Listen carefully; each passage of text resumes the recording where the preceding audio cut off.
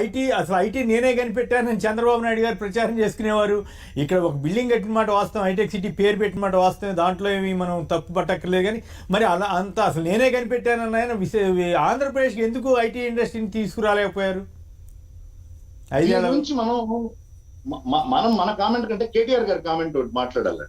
ఆ రోజు దేశం మొత్తం మీద ఐటీ పెరుగుతూ పోతున్నప్పుడు హైదరాబాద్ కు ఉన్నటువంటి భౌగోళిక పరిస్థితులు ఏవైతే అనుకూలించాయో దాంతో హైదరాబాద్ వైపు ఐటీ ఇండస్ట్రీలు చూశాయి.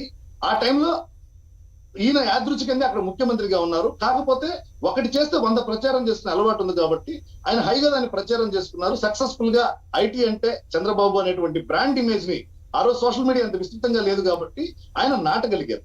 ఈ రోజు ఆంధ్రప్రదేశ్ రాష్ట్ర విషయానికి వస్తే పక్కనే హైదరాబాద్ ఉన్నప్పుడు, భారీగా అక్కడ ఐటీ పరిశ్రమలు ఉన్నప్పుడు దాన్ని ఆంధ్రప్రదేశ్ వైపు తీసుకురావాలి అంటే దానికి పెద్ద ప్రణాళిక కావాలి. ఆ ప్రణాళిక ప్రకారం వెళ్ళి అప్రోచ్ కావాలి, మంచి కమ్యూనికేషన్ ఉండాలి. మీరు ఇక్కడ ఎందుకు పెట్టాలి, మేమేం ప్రామిస్ చేస్తున్నాం, ఇవన్నీ చెప్పగలగాలి. పూర్తిగా అక్కడ విఫలమయ్యారు.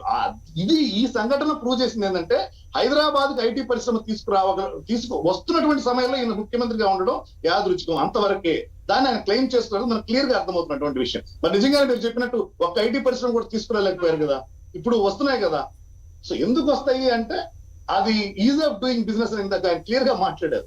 అదొకటి. 2 మానవ వనరులు, ఈ రెండే ఎప్పుడు కూడా కీలకమైన. అవి 2 పుష్కలంగా ఉన్నాయి అనేటువంటి ప్రూఫ్ వాళ్ళకి ఇచ్చేటువంటి కాన్ఫిడెన్స్ వాళ్ళ కంపెనీలు పెట్టడానికి కారణం.